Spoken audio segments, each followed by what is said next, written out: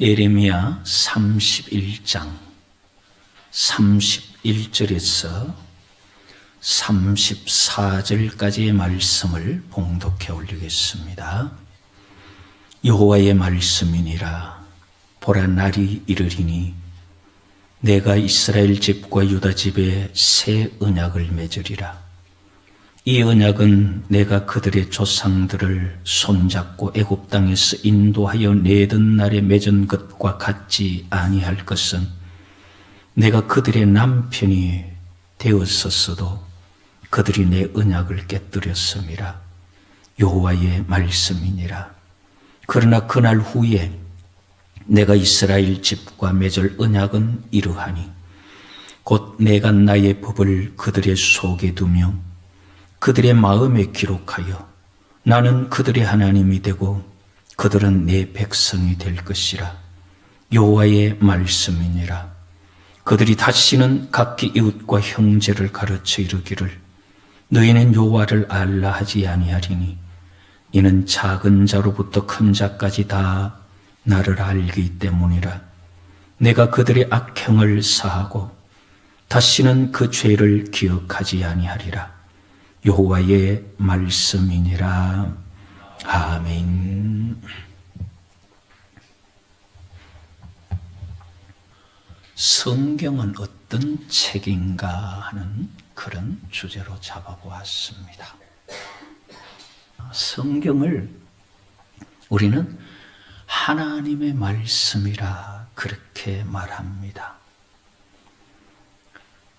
천지와 만물을 창조하신 여호와께서 우리 사람에게 살 수 있는 길을 가르쳐 준 것이 성경입니다.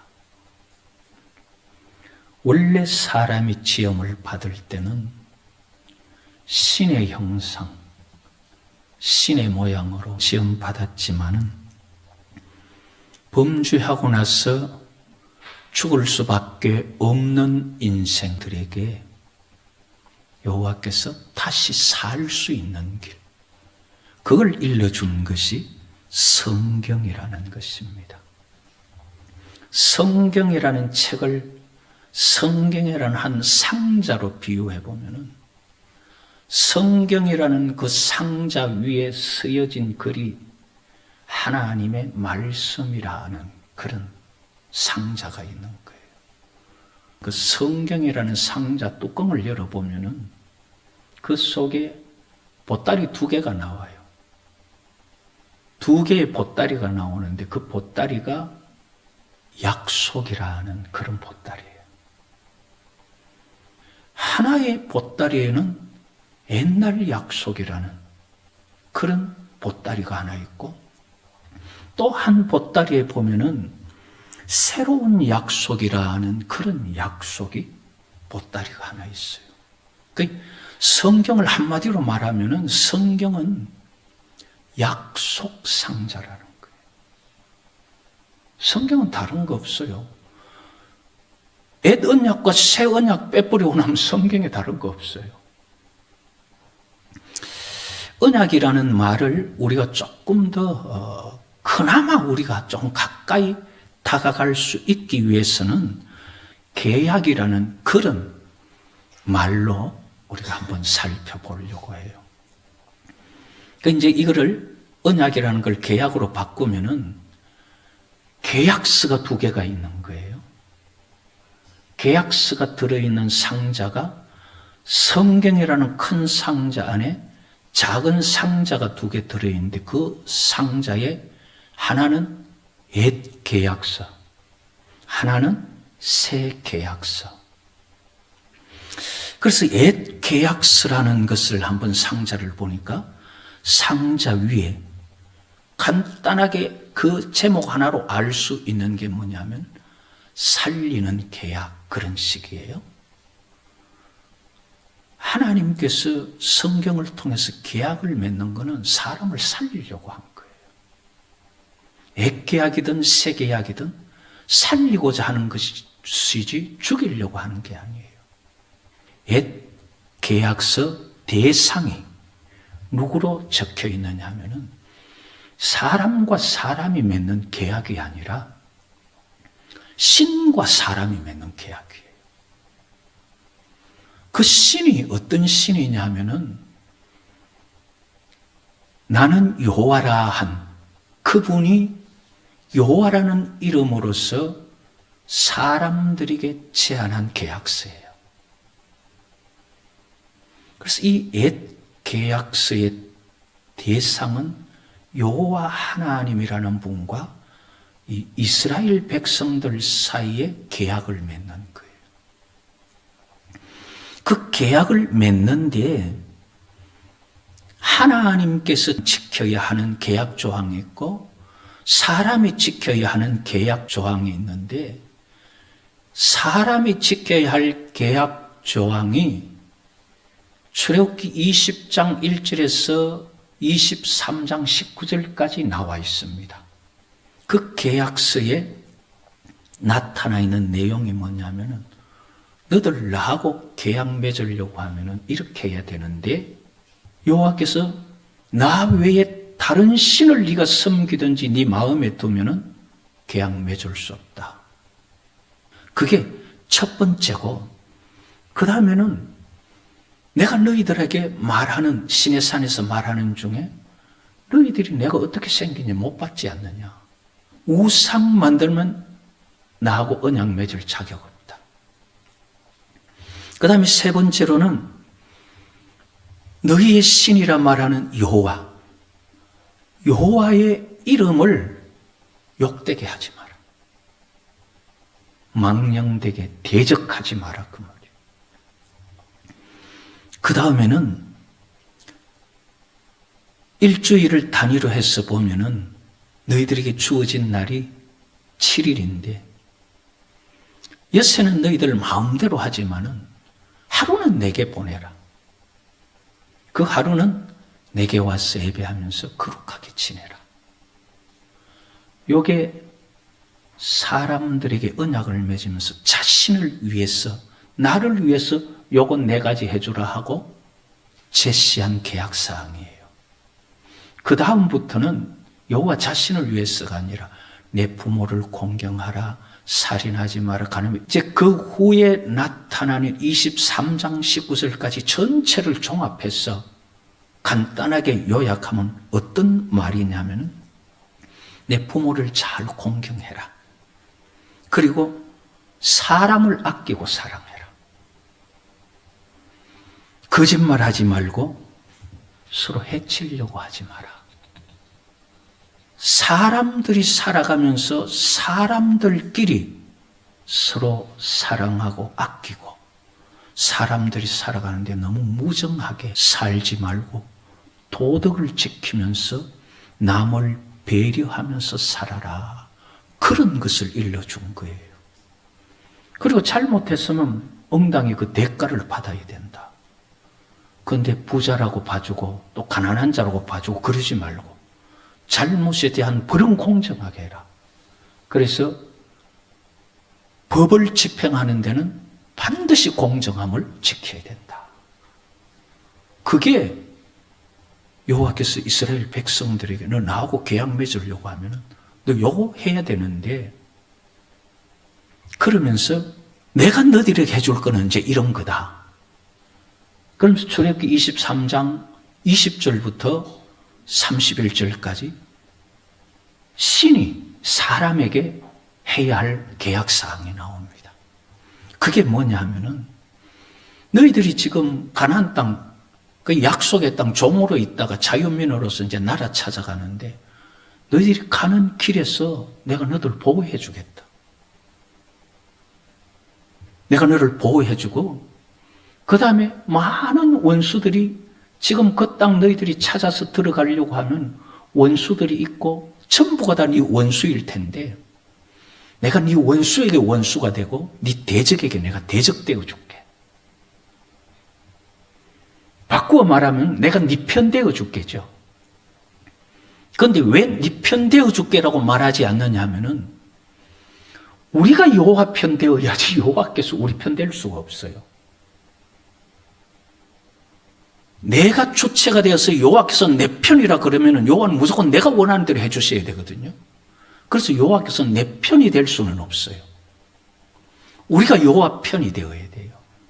그래서 여호와께서 네 원수에게 내가 원수 되어주는 건 할 수 있다. 그런데 내가 네 편 되어가지고 죄 짓는데도 도와달라고 나 그런 거 못한다 이 말이에요.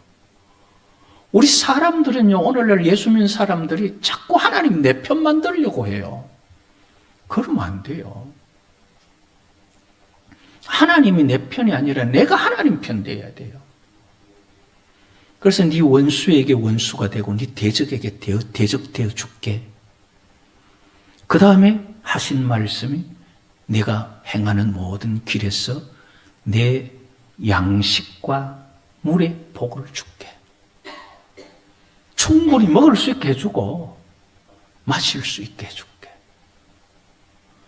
이스라엘 백성들 광야 아무 먹을 거 없고 광야에 물 없는 그곳에서 하나님께서 먹게 해주셨고 마시게 해주신 게 이 계약 때문이에요. 계약을 지키면은 사람이 사람의 계약을 지키면 하나님이 하나님의 계약을 지켜주시는 거예요. 그 다음에 너희들이 내 언약을 지키면 내가 너희들 중에서 병을 제거해 줄게. 그리고 또 마지막으로 하나 더 볼 수 있다면 내가 내 위험, 내 무서움, 내 두려움을 보내가지고 네가 누구하고 싸우든지 너가 이기도록 해주겠다. 이게 하나님께서 지키실 내용이에요. 그래서 이제 모세가 이 기록한 것을 가지고 이스라엘 백성들 앞에 낭독을 하는 거예요. 자, 우리가 해야 될 것은 여호와 외에 다른 신 마음에 두면 안 돼. 그리고 어떤 우상이나 막 이런 거 만들어도 안 돼. 그리고 그분 이름을 두려워하면서 존경해야지. 그분 이름을 욕되게 해도 안 되고. 그리고 엿새는 내 마음대로 하지만 하루는 그분께 드려야 돼. 그리고 우리끼리 살면서 우리에게도 부모 공경하고 서로 해치지 말고 사랑하고 아끼고 도덕 지키고 공정하게 그렇게 살라고 해서, 자, 이건 우리가 지킬 거. 우리가 이거 하면은 여호와 하나님께서는 길에서 우리 보호해주고, 그 다음에 우리 대적에게 대적이 되고 우리 원수에게 원수가 되어주고, 그리고 우리가 먹고 마시는 물과 양식의 복을 주고, 그리고 우리가 어려움 당하거나 힘든 일 당해서 병들 때 병들을 제거해 주는 거. 그리고 어디 가서 누구하고 싸우든지 이기게 해주겠다는 거. 자, 이거 하나님이 해주겠다는 거야. 그러면서 너들 그 여호와와 언약 맺을래 말래 이제 이렇게 물은 거예요. 그러니까 해주겠다는데 고맙다고 그냥 우리가 다 주의 말씀 따르겠습니다. 그렇게 고백을 하죠. 이렇게 해서 이제 언약이 맺어지는 거예요. 언약이 맺어지고 나서 그 후에 이스라엘 백성들은 이제 하나님의 자녀가 되니까 너희들이 살아가면서 예배는 이렇게 드리고 제사는 이렇게 드리고 죄를 지었을 때는 어떻게 속하고 이런 율법들을 다 나중에 주시는 거예요. 하나님의 백성이 되고 하나님을 아버지로 모시는 과정은 그들이 율법을 잘 지켜서 됐는 게 아니고 언약 맺어서 된 거예요. 이제 백성 됐기 때문에 백성답게 살아가는 게 율법이에요. 그거 지켜서 하나님 백성 되는 게 아니고 그거 지키면 하나님 백성 자격을 유지하는 거예요. 이게 옛날 계약이라는 보따리예요. 그 다음에 또 하나 더 상자가 있다 그랬는데, 새 계약 상자에는 나를 믿는 자는 죽어도 살겠고 살아서 믿는 자는 영원히 죽지 아니하는 그 살리는 계약인데, 이 살리는 계약이 참 묘해요. 영혼을 살리려고 하면은 육체가 죽을 수도 있는 살리는 계약이에요. 근데 영원히 살 수 있는 그 살리는 계약, 새 계약서의 대상이 보니까 이게 옛 계약서하고 대상이 조금 달라요. 옛 계약서는 여호와 하나님과 아브라함의 후손 그랬는데 새 계약서의 계약 대상자는 여호와 하나님과 누구든지 원하는 사람이에요. 사도행전 2장 38절 39절에 보면 베드로가 이르되 너희가 회개하여 각각 예수 그리스도 이름으로 세례를 받고 죄 사함을 받으라. 그리하면 성령을 선물로 받으리니 이 약속은 새 약속입니다. 이 약속은 너희와 너희 자녀와 모든 먼데 사람 곧 우리 주 하나님이 얼마든지 부르시는 자들에게 누구든지 하나님의 복음을 듣고 그 부름에 응답하는 모든 사람은 누구나 계약의 대상자가 돼요. 그래서 여호와께서 누구든지 원하는 사람과 계약 대상, 계약을 맺을 수 있다. 그게 새 계약의 대상자예요. 그럼 새 계약에 뭘 어떻게 해야 언약을 맺을 수 있느냐는 거죠. 언약을 맺을 수 있는 자격이 옛 언약에서는 십계명을 중심으로 한 거였죠. 그런데 새 언약에 그 계약을 맺을 수 있는 사람은 먼저는 하나님이 계신 것과 그가 자기를 찾는 자들에게 상 주시는 일을 믿는 사람이라 해야 돼요. 하나님 안 믿는 사람이 하나님과 계약 맺을 수가 없어요. 하나님을 믿는 사람이래. 그 여호와를 믿어야 된다 이 말이에요. 그리고 그분은 분명히 살아계시고 자기를 찾는 자, 누구든지 여호와의 이름을 부르는 자, 여호와를 부르면은 도와주고 상 주시는 분임을 믿어야 되는 거예요. 그 다음에는 여호와께서 이렇게 여호와께로 새 언약을 맺게 하기 위해서 보내준 그리스도, 구원자, 그 예수를 그리스도로 영접하는 자라야 돼요. 예수님을 영접하지 않고 하나님하고 새 언약 맺을 수 없어요. 왜? 새 언약의 중보자가 누구예요? 예수님이잖아요. 예수님을 그리스도로 영접한다는 것은 예수님의 그 사역과 죽음과 모든 것이 다 여호와께서 우리를 구원하기 위하여 보내신 분의 사역임을 믿는 거예요. 그래서 예수를 그리스도로 믿어야 돼요. 예수를 그리스도로 받고 그분을 영접해야 하나님과 새 언약을, 계약을 맺을 자격이 되는 거예요. 그 다음에는 예수의 이름을 믿어야 돼요. 여호와께서 예수님을 보내서 예수님을 통해서 여호와께서 구원하신다는 것이 예수 이름이에요. 그래서 여호와께서 지금 이 예수님 그리스도를 보내서 우리를 구원하시는구나. 그걸 믿어야 돼요.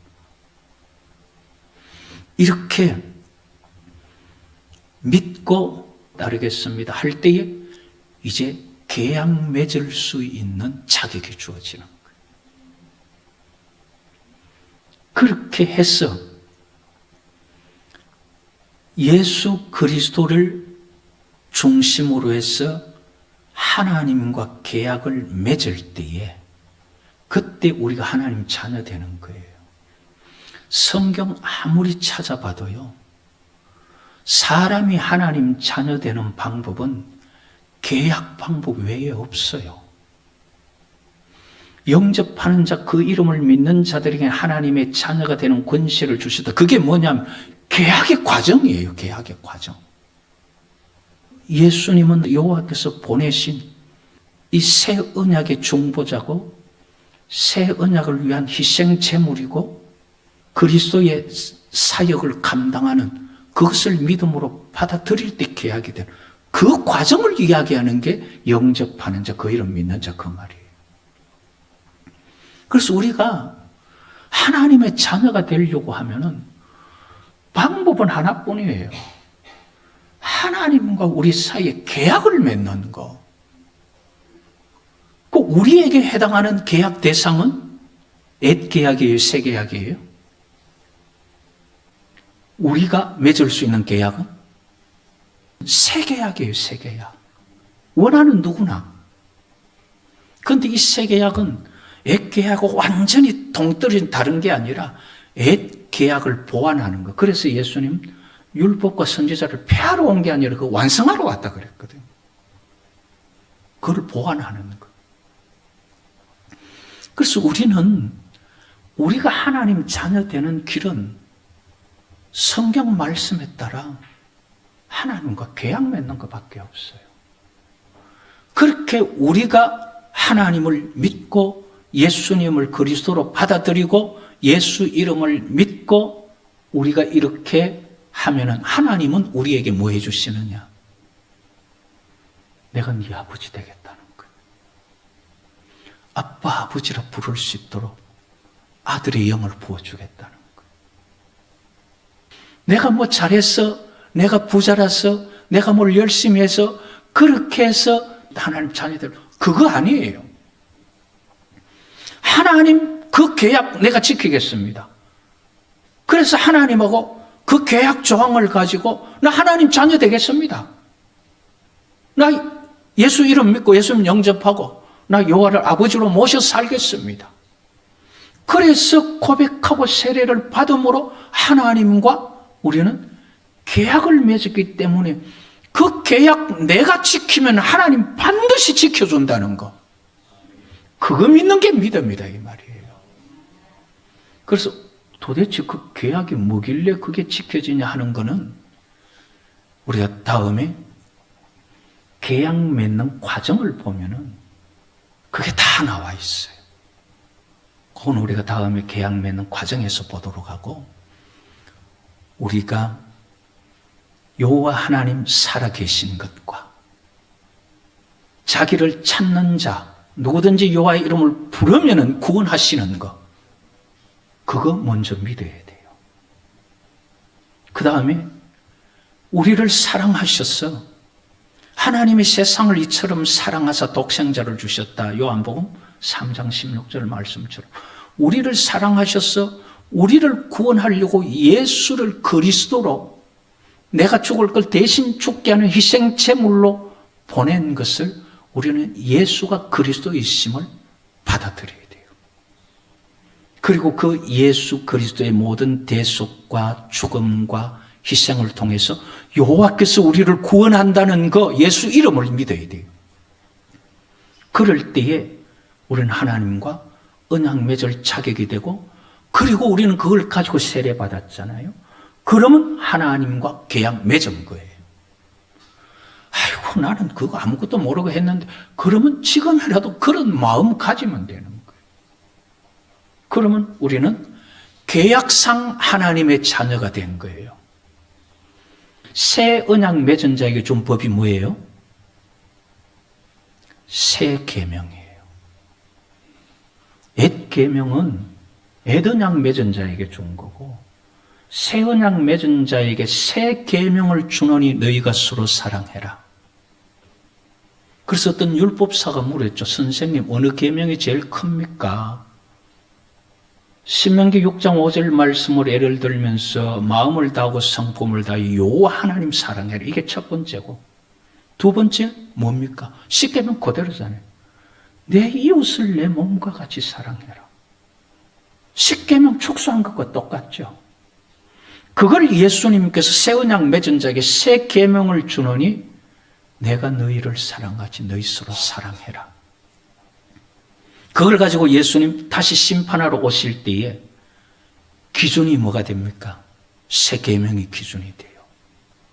그래서 야고보서에 말씀하시기를 긍휼이 있는 자에게는 긍휼 있는 심판을, 긍휼 없는 자에게는 긍휼 없는 심판이 있으리니, 한번 따라하십시다. 긍휼은 심판을 이기고 사랑하느니라. 그게 뭐예요? 사랑이잖아요. 그럼 우리가 지켜야 할 건 새 계명이에요. 하나님의 자녀의 영을 받고 성령을 받았으면 그 영은 반드시 사랑의 영일 수밖에 없어요. 하나님의 자녀의 영을 받아놓고 형제 사랑하지 못한다, 그 거짓말하는 자다. 그게 요한일서예요. 그래서 우리는 계약을 통해서 하나님의 자녀가 되는 거예요. 우리가 조금 연약하고 조금 부족하고 쓰러져도 영원한 제사로 예수님 드려졌기 때문에 잘못했습니다 하면은 벌써 예수 그리스도의 그 십자가의 흘린 피로 용서가 다 돼요. 그래서 우리는 이렇게 하나님의 자녀 되는 방법 자꾸 기도회나 무슨 봉사 열심히 하고 그런 데가 아니라 하나님과의 새 계약 맺는 데서 출발되어야 돼요.